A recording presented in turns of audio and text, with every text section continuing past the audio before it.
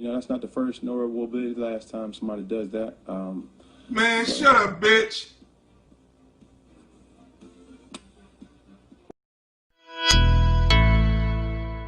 What's up, Sports Wars? It's Jeremy coming to you with another video, and today we're talking about the New England Patriots and their disastrous 2020 football season. It has been a struggle for the Patriots without Tom Brady. Meanwhile, Tom Brady is in Tampa Bay taking his team to the playoffs. So now Tampa is in the playoffs for the first time since, I believe, 2007, and New England misses the playoffs for the first time since 2008. Do you know what happened in 2008? That was the last time Tom Brady didn't play on the New England Patriots because he was out with an injury that he received in the first or the second quarter, I believe, of the first game of the year, and they missed the playoffs. And I've said for years that Tom Brady is easily the reason that New England had their dynasty. It wasn't even close. There's always been this debate about Belichick or Brady, and I'm not taking anything away from Belichick. I like Belichick. I think he's an all-time great coach, but Brady is the reason that we mention him among the all-time greats.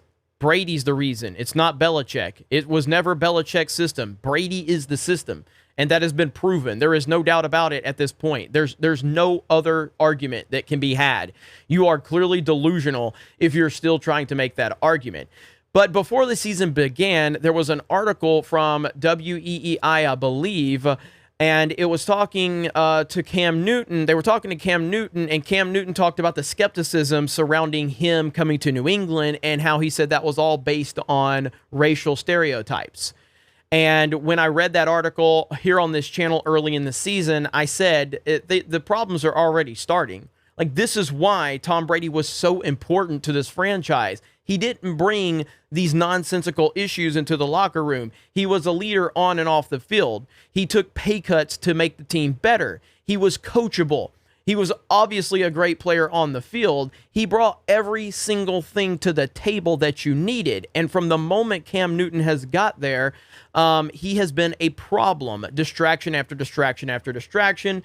Again, it hasn't been as bad as you would think, but Cam Newton, when Cam Newton is there, he just brings an element of negativity. We have seen him pouting on the sidelines over the years. We've heard teammates calling him out. We saw him refuse to dive on a fumble in a Super Bowl. The guy who says that he's a victim of racial stereotyping has been to a Super Bowl. He was the first overall draft pick. He's an NFL MVP, a former Heisman Trophy winner. Someone that was highly recruited coming out of high school into college, played at the he was on the team at the University of Florida. He got kicked off the team because he reportedly stole a laptop and cheated on academic tests. He then went to Auburn, and it was surrounded by controversy as well. But he's still elevated to the #1 pick overall. But he wants to tell you that he's been held back by racial stereotyping. And he said all of that before his first game in New England. And here we are now with New England having a completely disastrous season. Earlier tonight, we saw Bill Belichick throwing a phone, which I thought was funny. This kind of sums up their 2020 season right here. He's done. He's done. This is life without Brady right there, Bill. That is life without Tom Brady. Now, this is the article I'm talking about. Cam Newton says skepticism about his fit with Patriots was due to racial stereotyping. There was endless discussion about how Cam Newton might fit with the New England Patriots. The Patriots had a need for quarterback when Tom Brady signed with the Tampa Bay Buccaneers, and Newton sat in free agency for months waiting for a quarterback-needy team to sign him. When Newton finally signed with the Patriots, a few media members were skeptical that Newton and Belichick could coexist. Newton addressed the elephant in the room during a candid interview with WEEI. He believes the skepticism was racially charged. It's always racially charged. Honestly, are we going to be honest? It's because I'm a black athlete, a quarterback, that for a long time I've been unapologetic. It's because I have carried myself in a way that the media hasn't given me my just due. But at the same time, I do understand that I don't have any type of resentment. I embrace the moment, yada, yada, yada. Through it all, I've been able to see an opportunity. I went down a list of things I expect from Bill Belichick, just like Bill Belichick wants a list of things he wants out of Cam Newton, blah, blah, blah, blah, blah, blah, blah, blah, blah. And it's all because, you know, he's unapologetic, everybody. Well, how did that turn out? How did that turn out? So far this year, now this is I don't think this is updated after tonight. This year he has 5 touchdowns and 10 interceptions. He has 2,300 yards, a 65% pass completion percentage. This is Cam Newton right here. But he wants to tell you that it was due to racial stereotypes as to why he was facing all of these questions.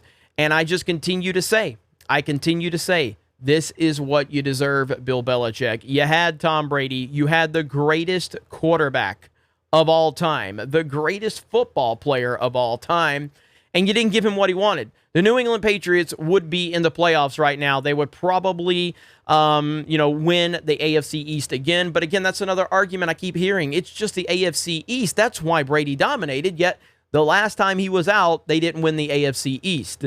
The excuses for the people that hate Brady. It's laughable to continue to hear them try to figure out reasons why they are trying to build the narrative that he's just a system quarterback. He was never a system quarterback. He's the greatest player of all time. Bill Belichick is a great coach. I'm not here to take anything away from him, but Bill Belichick without Tom Brady in New England is Nick Saban in Miami without Drew Brees. Nick Saban is the last coach, I believe, that has shut Tom Brady out when he was in Miami. And obviously Brady was in New England. And I think it was like 21-0. I can't remember for sure. But the point is Nick Saban actually was turning Miami around, but he didn't get the quarterback he wanted. He wanted Drew Brees. He ended up with Dante Culpepper, I think.